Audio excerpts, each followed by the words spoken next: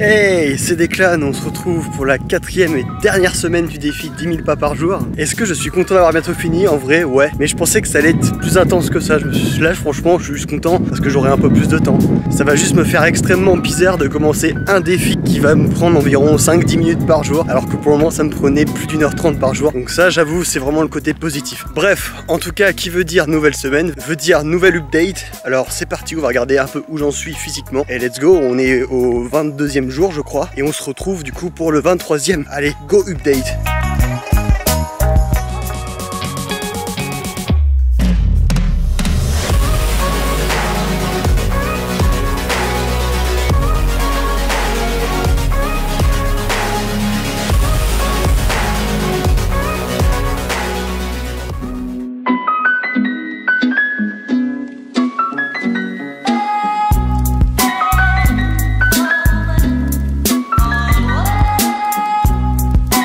Aujourd'hui il fait super chaud, il prévoit au moins 26 degrés je crois. Bon, pour certains du sud c'est pas très chaud, mais pour moi c'est très chaud. Donc je pars le matin, je suis parti à 10h30, donc je vais arriver vers midi. Et c'est vrai que j'aurais dû partir un peu avant parce que là il fait vraiment chaud. Et les jours qui suivent il va faire 37 degrés. Donc là il va vraiment falloir que je parte très tôt le matin si je veux pas bien souffrir. Que c'est vraiment un truc à choper une insolation ou une connerie du genre. Là je suis sur la fin du parcours, donc ça devrait aller. Et oui, en plus il va falloir que je commence un défi par-dessus celui-ci. Ça c'est vraiment un bordel parce que Barthélémy va partir en vacances pour qu'on termine le défi juste avant qu'il parte. Il faut le commencer absolument maintenant. Donc j'avoue que ça m'emballe pas, mais il faut que j'enchaîne 2 défis en même temps, plus celui-ci qui me prend déjà beaucoup de temps. Heureusement qu'on est à la fin et que du coup je peux les enchaîner. Mais ça va être physique, ça va vraiment être physique quand même. Sur ce, je vous retrouve du coup demain pour le 25e jour.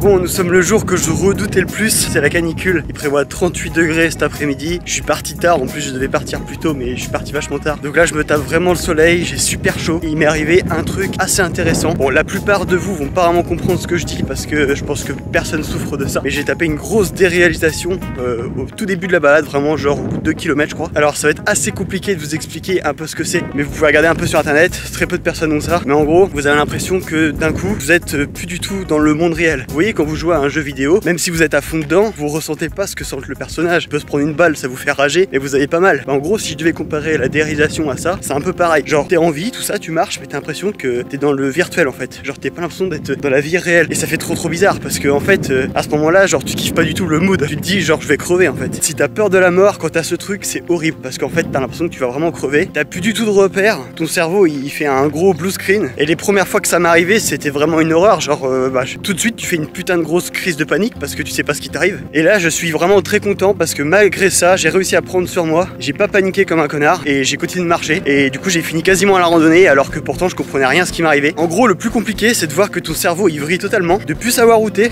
tu te dis je suis dans un jeu vidéo et te dire je m'en bats les couilles. C'est pas naturel du tout mais c'est ce qu'il faut faire. Alors c'est pas un handicap ou quoi que ce soit hein. C'est juste que c'est psychologiquement t'as une petite faiblesse, ça pour le coup je pense que c'était la chaleur, ça peut être des émotions, ça peut être du stress et ça peut te déclencher ça en fait. Comme il y en a ça va leur déclencher des maux de ventre ou je ne sais quoi, ça peut être plein de symptômes, c'est du stress en fait. Et le plus marrant dans tout ça, c'est que je connais qu'une personne qui souffre de ça. Et bien sûr, c'est Barthélémy, voilà. D'ailleurs, c'est comme ça qu'on est devenus vraiment potes, je crois, on était dans la même classe. Et puis un jour, on est venu à parler de ça. Et genre, il s'est dit, mais putain, mais toi aussi t'as ça. Et puis je dis, mais toi aussi t'as ça. Et genre, je me suis dit, putain, enfin, je suis pas tout seul. Et voilà, c'est comme ça qu'on a découvert qu'on avait la même galère. Alors lui, je crois qu'il l'a encore un peu plus que moi actuellement. Moi, je l'ai vraiment plus du tout. Hein. Ah, c'est très rare que ça me fasse ça. Mais bon, là aujourd'hui, ça me l'a fait. Et je l'ai très bien maîtrisé. Et je suis très content. Parce que faut savoir que c'est le genre de truc avant, ça me faisait ça. J'appelais quelqu'un et il venait me chercher parce que j'étais totalement bloqué. Et là maintenant, comme je m'en bats les couilles, que j'ai pas peur de la mort, j'ai vraiment peur de rien, et du coup ça passe. Ça n'a plus aucune emprise sur moi et ça franchement ça fait plaisir. Tout ça pour dire que si vous avez des peurs, ne laissez pas gâcher votre vie parce que franchement il y a toujours une solution. Bon, je crois que ça aura été le jour de parole le plus long, limite plus long qu'une conclusion, mais je trouvais ça très intéressant de revenir là-dessus. Et aujourd'hui je sens que je vais morfler au niveau de la chaleur, je supporte pas ça. Allez, on se retrouve demain, j'espère sans déréalisation, ça serait cool quand même.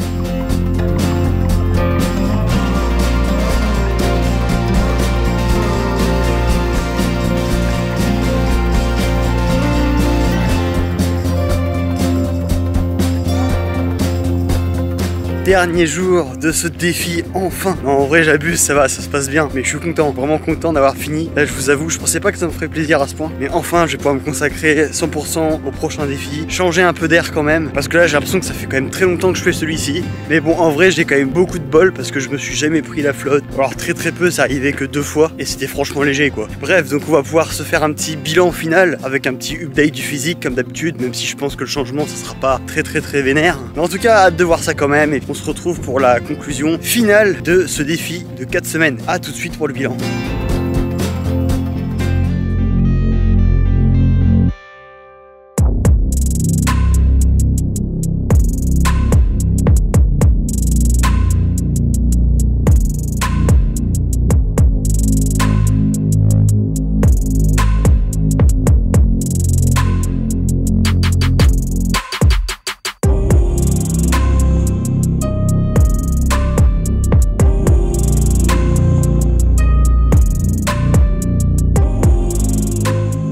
Bon alors, bilan de cette 4e semaine, pas beaucoup de changements avec la 3e, pas beaucoup de changements avec la fin de la 2e. J'avais exactement le même état d'esprit de partir dans mes pensées, de ne pas penser qu'à la marche. Là on va plutôt faire une conclusion globale du défi. Je vais vous donner mon avis, est-ce que je le conseille ou pas. Premièrement, si vous faites ça d'un point de vue physique, vous voulez perdre du poids, c'est pas la bonne solution. Il y a des méthodes beaucoup plus radicales comme le cardio, donc vélo, course à pied, rameur, vélo elliptique, enfin voilà, le cardio en règle générale. Forcément, il faut que l'alimentation suive en parallèle, mais la marche c'est quand même pas une activité qui vous fait cramer beaucoup de calories. On l'a vu avec mon poids, avec mon physique il a quand même pas changé ou alors très peu changé. Le poids également, je suis passé de 84 à 83,3. Ça peut être aussi la chaleur, il y a eu la canicule, donc ça se trouve c'est ça qui a fait que j'ai perdu un peu de poids. Très compliqué de dire que j'ai perdu du poids avec ce défi en tout cas. Maintenant, si vous êtes quelqu'un qui ne sortait jamais, qui a envie de sortir un petit peu, et bah là par contre en effet je vous conseille ce défi parce que tu prends vraiment l'air, t'as le temps de penser à plein de choses, et quand tu rentres t'as l'impression d'avoir fait ta sortie du jour quand même. Donc là pour ça c'est un gros point positif. J'aurais du mal à vous dire si je le conseille réellement parce que je trouve que faire 10 000 pas par jour comme j'ai fait tout le temps sans arrêt, c'est très militaire quand même. Ça veut dire qu'on peut jamais s'arrêter, donc moi c'était le défi, hein, c'est comme ça. Par contre si vous, il y a des jours où vous n'avez pas envie, bah ne le faites pas tout simplement. Je dirais qu'en fait je conseille pas ce que j'ai fait, en revanche je le conseille si vous êtes quand même plus indulgent quoi. Dès que vous avez un peu envie de marcher, allez hop, vous faites vos 10 000 pas. Si vous ratez un jour, et ben c'est pas une catastrophe. Moi je dirais que c'était vraiment la grosse difficulté du défi, c'est de ne rater aucun jour. Qu'il pleuve, qu'il fasse hyper chaud, que je sois même malade, on a eu un peu toutes les situations. La pluie,